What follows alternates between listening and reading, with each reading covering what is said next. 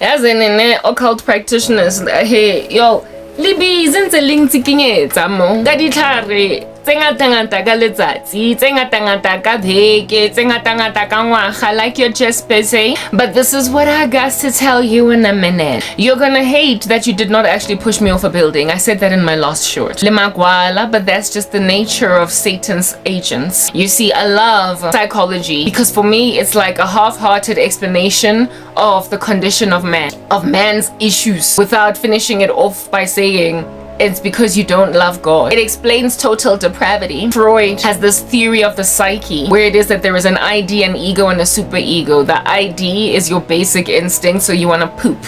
So you go. The ego is you can't just poop in public, so you use a toilet. And the superego is you cannot just sit in a private, it is basically regard for society's opinions about what in the world is going on.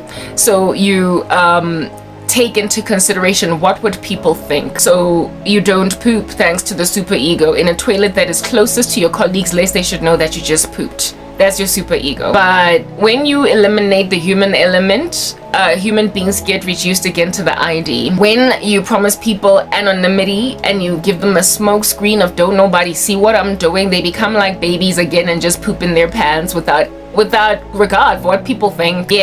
Witchcraft makes you incontinent is what I'm getting at. You think nobody's watching until it becomes clear that there is God. So I like to add a squared to Freud's superego because psychology is like halfway and then God is like the full picture, right? So I call the superego squared, where it is that fine, you can guarantee yourself anonymity by pretending as if though nobody sees you, but there is an omnipresent God that sees what you're doing, and every so often he lets his servants know what's going on over there. And I've been seeing all of your stools in broad daylight just kind of littered on people's heads. And for those reasons, you've made out of me an incarcerated lady.